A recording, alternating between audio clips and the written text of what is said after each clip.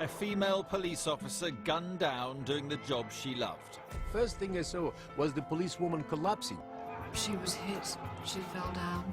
The colleagues rushed to her. Named 2 men suspected of conspiracy to murder. Baghdadi and Matuk were seen on the first floor where the shooting took place. That placed them at the very heart of what's happened over the next few minutes. But will they ever face trial? They have been handpicked by Gaddafi. They have been indoctrinated by him. It is inconceivable for Gaddafi to give up 2 leaders like Matuk and Baghdadi.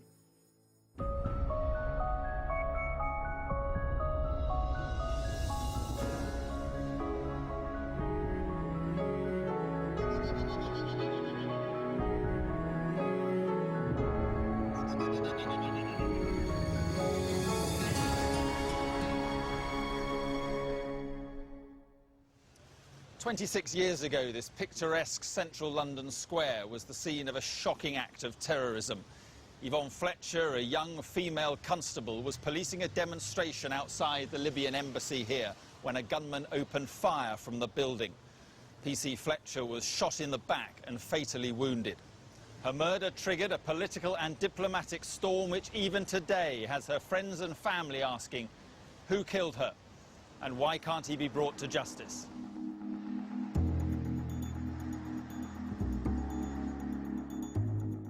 Tonight, for the first time, we can piece together the crucial events leading up to and following the murder of Yvonne Fletcher. We have acquired a confidential legal report sent to the Crown Prosecution Service that summarises the key evidence, including pictures and biographies of key figures, diagrams and photographs, forensic evidence, but which, most critically, suggests who might be prosecuted for conspiring in this brutal murder.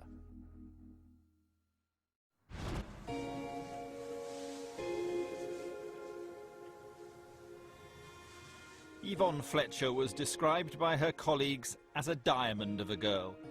She joined the Metropolitan Police Force aged just 19. She was the shortest police officer in Britain and had been turned down by 2 other forces because of her lack of height. She was my best friend. Very bubbly, very sweet, very gentle, very small. Everybody used to know her. She used to enjoy her work. People would come to the police station, believe it or not, and ask for her to do various jobs for them. So she was very, very popular. This was one of the happiest times of her life. She was engaged to be married and had recently taken on extra responsibility at work by training new recruits. She had everything to look forward to. She was happy at work. She had just got engaged and she had such a bright future.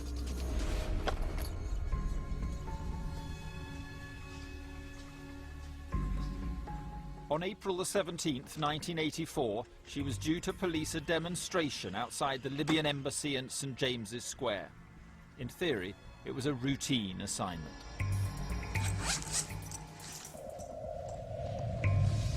But unknown to her, 2 warring factions within Libyan politics were about to come face to face.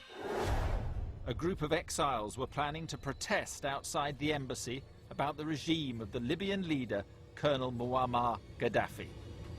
According to some experts on the country, he had developed a ruthless method of dealing with his opponents.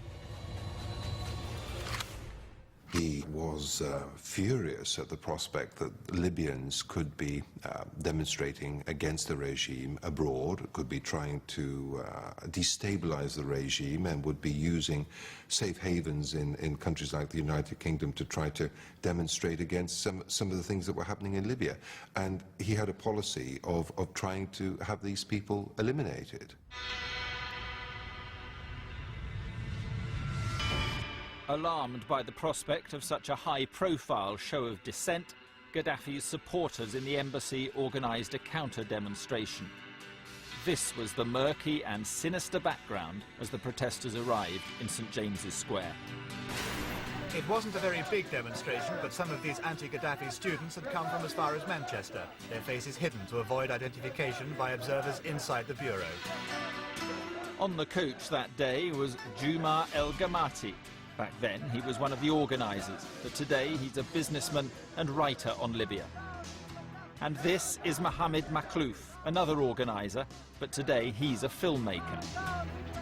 We put out of the bus. It was a beautiful day, April. And the first thing was this beautiful smile from the policewoman Yvonne Fletcher. She was greeting us, saying good morning, what a beautiful day. I'll never forget her face. She was smiling.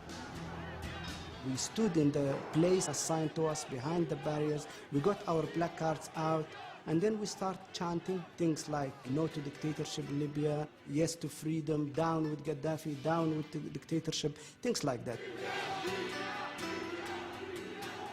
And then the pro-Gaddafi demonstrators as well start gathering on the other side.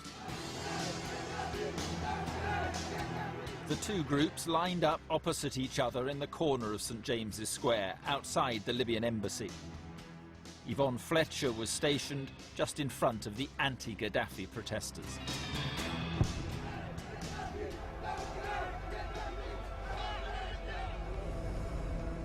I saw somebody opening a window on the first floor of the Libyan embassy, which was unusual because they didn't usually open the windows.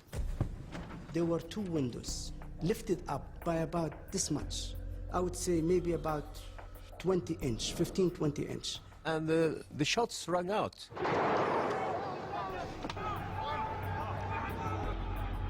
First thing I saw was the policewoman collapsing. She was hit, she fell down, she rolled on the ground. Her colleagues rushed to her. It was awful. 11 shots were fired from the embassy. Yvonne Fletcher was hit in the back. Yvonne was writhing around on the floor in pain. Myself and other officers crowded around her, and everybody else scattered. What seemed like a few minutes, we were left in St James's Square on our own outside the embassy with no one else there at all. It was quite frightening. Looking back on it, it was very frightening. I went down to her as she's on the ground here. I put my hands under her head and sort of cradled her and trying to help her. And the complete silence, the silence afterwards, there was no noise whatsoever. As he tended to his friend, it dawned on John Murray that they were still in the firing line. Once I'd realised that shots being fired, I thought if they open up again, that's it. There'll be none of us left. We had to get her out of St James's Square. You know, we couldn't do anything else, so we had to take her into Charles II Street. The injured took cover out of the line of fire. Bodies were now strewn across the street. 11 Libyans had also been injured in the shooting. Yvonne Fletcher was bundled into an ambulance by her colleagues. We made our way to Westminster Hospital, and on the way to the hospital, Yvonne said to me, she said, "John," she said, my stomach hurts. So I thought, well, I've got to do something. So I spoke to the ambulance man, and I got a pair of scissors, and the only thing I could think of doing was just cut her skirt. It seemed strange, but it seemed to relieve the sort of pressure that she had. So I cut her skirt, and I said to Yvonne in that ambulance, I said, "Yvonne," he said, "don't worry. You'll be okay, and we'll get whoever did this, don't worry, we'll get them." Around an hour and a half after being shot in the back, 25-year-old Yvonne Fletcher died. One of the first things I said to myself was, why her and not me? Why? Why Yvonne and not me? I mean, she had everything to live for. But I just could not believe it. It didn't happen in London. It didn't happen at demonstrations. It never happened before. Police had decided to evacuate the whole area and to get the thousands of office workers near the bureau out as quickly as possible.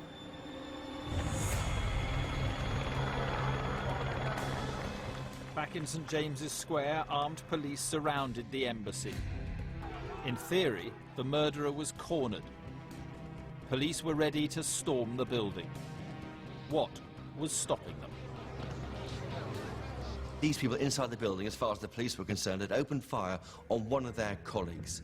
The temptation to charge in there, all guns blazing, must have been huge, and somehow they held back, knowing that there were other wheels turning.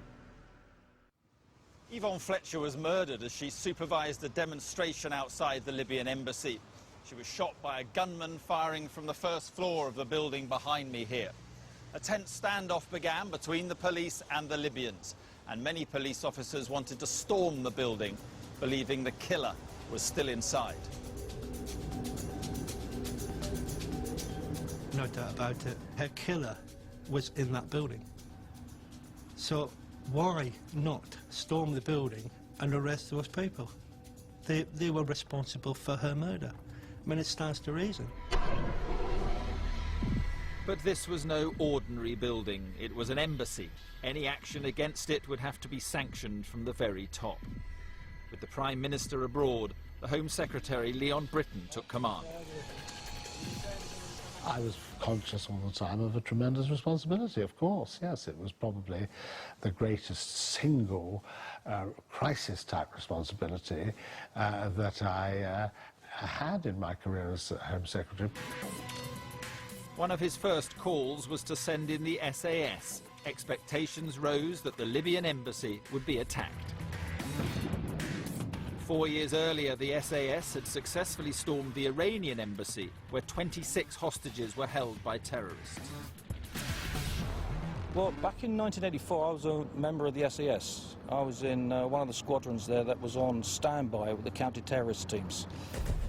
We knew that Yvonne Fletcher had been shot, and we knew that we were going to be called in. So basically, we were given the gypsies to say that, get prepared to move. But any room for manoeuvre was fast running out. 1,500 miles away in the Libyan capital, Tripoli, the British embassy was also put under siege. The first thing that actually happened in Libya that was sort of affected us and which we had to report to London was that sometime around 2 or 3 o'clock, when we normally would have left the embassy and the staff would have gone home, we found we couldn't. We were prevented from leaving the embassy.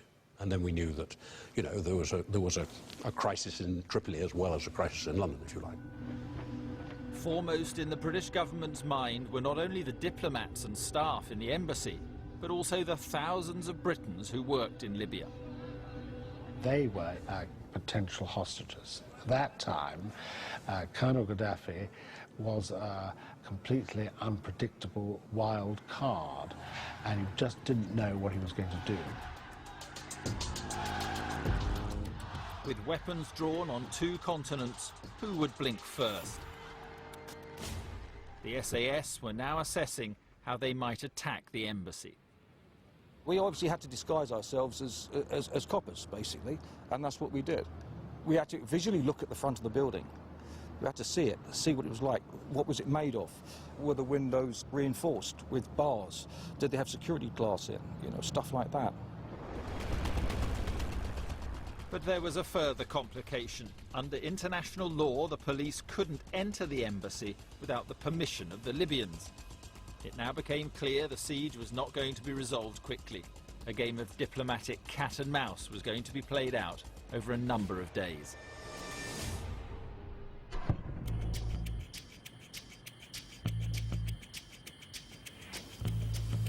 With the siege now in its second day, the police are continuing their tactics of patiently waiting and talking to the Libyans inside the building. Just over 24 hours after the shooting of Yvonne Fletcher, and the Libyans weren't only in touch with the police, they were also looking to win the propaganda war.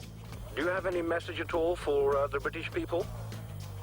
Well, what I could say was nothing to do with us, and we're innocent, that's all. This stance was reinforced by Colonel Gaddafi himself when he appeared on television the next day to goad Britain. Suddenly, on this People's Bureau, it is very, very serious, and we are surprised how a responsible state like England carry on committed this crime. Gaddafi's grandstanding was typical of his leadership. Since taking power in Libya in 1969, he'd developed a brutal style of dictatorship. Gaddafi had only one way of dealing with opposition. There will be random imprisonment, there will be torture, there will be summary trials, there will be imprisonments for a long, long time.